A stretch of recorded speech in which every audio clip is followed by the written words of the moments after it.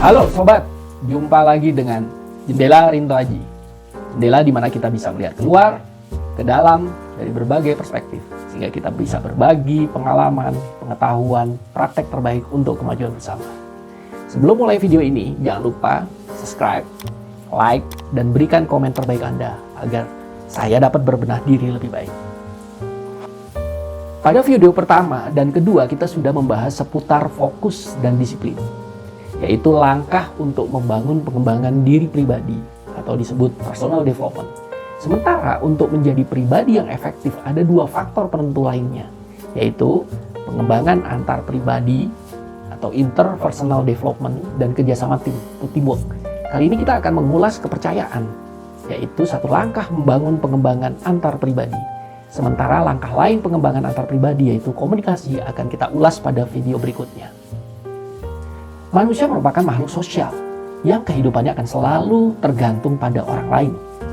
Kita tidak akan bisa hidup di dunia ini seorang diri. Ada kalanya kita pasti akan membutuhkan orang lain. Dan begitu juga sebaliknya. Dalam menjalin kehidupan sosial, kepercayaan menjadi faktor penting saat kita hendak menjalin hubungan dengan seseorang. Tidak hanya dalam urusan cinta, keluarga, teman, pekerjaan, sosial, bahkan agama pasti akan dipengaruhi oleh kepercayaan. Karena jika kita hendak berkomunikasi atau berinteraksi dengan seseorang tanpa dilandasi rasa percaya, tentu rasanya akan berat, akan dipenuhi dengan ketidakpastian, kecurigaan, dan prasangka buruk. Oleh karenanya, kepercayaan atau rasa percaya dalam suatu hubungan harus ditanam, dipupuk, disiram, serta dirawat agar hubungan dapat berlangsung lama. Dalam artian, kepercayaan atau rasa percaya harus dibangun oleh dua belah pihak agar hubungan yang dibina dapat berlangsung lama. Sehingga kita bisa katakan bahwa kepercayaan itu melibatkan dua pihak atau lebih yang berkomunikasi dan berinteraksi dalam suatu hubungan yang dipupuk, disiram, dirawat, dibangun, dibina sampai timbul suatu komitmen dan tindakan yang saling percaya. Dalam berbagai kehidupan, kegunaan kepercayaan jelas begitu penting, di mana dapat dipakai sebagai landasan hubungan. Oleh karenanya kita dapat uraikan sebagai berikut. Yang pertama, membangun dan mengembangkan kerjasama, cooperation. Kepercayaan dapat meredakan perasaan ketidakpastian dan resiko, sehingga menghasilkan peningkatan kerjasama dua pihak atau antara anggotanya. Dengan meningkatnya tingkat kepercayaan, kerjasama memberikan hasil yang lebih baik dibanding kerjasama atau kita melakukannya sendiri. Kedua, komitmen merupakan komponen yang dapat membangun suatu hubungan di mana dalam prosesnya mudah luntur dan hilang, tetapi akan tetap bertahan jika komitmen dibentuk dengan pihak-pihak yang saling percaya. Yang ketiga, durasi hubungan. Jika para pihak berkeinginan untuk mempertahankan kepercayaan, maka mendorong para pihak membangun hubungan dalam jangka panjang dan tidak bertindak oportunis. Yang keempat, kualitas. Pihak yang sangat percaya lebih mungkin untuk dapat menerima dan menggunakan suatu informasi dari pihak yang dipercaya. Dan pada gilirannya dapat menghasilkan benefit yang lebih besar dari suatu informasi tersebut.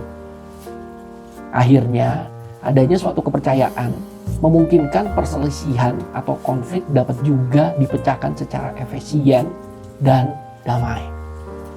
Sementara kunci yang mempengaruhi kepercayaan ada 5 dimensi, yaitu 1I 4K, integritas, kompetensi, konsistensi, kesetiaan, dan keterbukaan. 1. Integritas adalah sifat yang jujur dan bermoral. Sifat ini akan memudahkan dalam membangun kepercayaan, tidak memiliki agenda khusus. Kejujuran tidak saja menjadikan komunikasi yang efektif, tetapi juga menciptakan pemahaman yang lebih baik antar pihak, lebih diperkuat dengan mengedepankan moral. 2. Kompetensi, memiliki pengetahuan, pemahaman, keterampilan, dan pengalaman di bidangnya akan dapat meyakinkan pihak-pihak yang berinteraksi. Disitulah kepercayaan akan tumbuh bersama dengan bukti-bukti dan tindakan serta hasilnya. 3. Konsistensi, ialah sifat kokoh dan tangguh dari sikap, pikiran, dan perbuatannya, tidak mudah berubah-ubah perilakunya antara ucapan, perbuatan, dan buktinya. Keempat, kesetiaan, karakter yang ingin selalu melindungi, menyelamatkan, mematuhi apa-apa yang sudah disepakati, sehingga tidak akan berkhianat, serong, atau selingkuh. Keterbukaan, sifat polos, apa adanya, tidak bohong, tidak curang, jujur, dan terbuka akan segala kemungkinan perubahan yang dapat terjadi ke depannya. Rekening kepercayaan, yaitu tindakan-tindakan yang akan menambah dan mengurangi suatu kepercayaan yang sedang dibangun tentunya. Tindakan-tindakan ini harus diperhatikan dalam suatu hubungan yang kadang kita lupa. Dampaknya akan mempengaruhi kepercayaan para pihak yang terlibat. Seperti tindakan berikut ini pada sebelah kanan saya. Misalkan menghargai orang lain. Lawannya merendahkan harga diri orang. Ya tentunya akan mengurangi kepercayaan. Akan menambah kepercayaan akan hal lain, yaitu mendengar dengan hati. Yang lawannya adalah memotong pembicaraan orang lain. Yang lainnya berbagi dan terbuka. Yang lawannya adalah tidak mau berbagi, lebih mengedepankan kepentingan sendiri. Yang lainnya melibatkan orang lain, fokus pada keputusannya sendiri. Itu lawannya. Mendukung orang lain, lawannya mengambil alih hak orang. Yang lainnya memberikan umpan balik, lawannya memberi harapan yang tidak jelas, dan sebagainya, dan sebagainya. Banyak orang bertanya, bagaimana membangun suatu kepercayaan? Ada 4 aspek dasar dalam membangun kepercayaan, yaitu yang pertama, keterbukaan atau openness. Dalam suatu hubungan atau interaksi, jangan mempunyai agenda tersembunyi. Jangan sengaja menggunakan kalimat bersayap yang membuat multi persepsi. Jelaskan posisi kita ada di mana dalam suatu pembicaraan. Keterbukaan akan memuluskan kepercayaan. Kedua, komitmen adalah tindakan yang dilakukan seorang tanpa adanya unsur paksaan. Juga tidak hanya dilakukan pada orang lain saja, namun komitmen juga dapat untuk dirinya sendiri. Ketika kita berani berkomitmen, making komitmen, kita juga harus berani memenuhi komitmen kita, yaitu keeping commitment. Yang ketiga, berjiwa besar atau high-minded. Pada dasarnya manusia tidak pernah lepas dari kesalahan. Oleh karenanya, menerima segala hal yang terjadi dengan rasa penuh ikhlas dan dapat memaafkan kesalahan orang lain akan memuluskan kepercayaan yang sedang dibangun. Konsistensi, suatu sikap dan sifat yang tidak mudah berubah-ubah antara yang diucapkan, perbuatan, dan buktinya. Kebaikan yang tidak konsisten bisa kita katakan hanya kepentingan semata.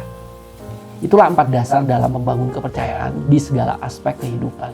Tinggal bagaimana Anda mengelola dan membangunnya. Akhirnya dapat kita simpulkan, pengembangan antar pribadi untuk menjadi pribadi yang efektif membutuhkan suatu kepercayaan. Kepercayaan itu harus diraih, bukan hanya sekedar diberikan. Trust must be earned, not just given. Aset utama dalam menjalin hubungan adalah kepercayaan, bukan kepentingan. Seberapa besar seorang itu bernilai dapat dilihat dari seberapa besar kepercayaan yang diberikan untuknya. Demikian topik kali ini. Salam super, tetap semangat.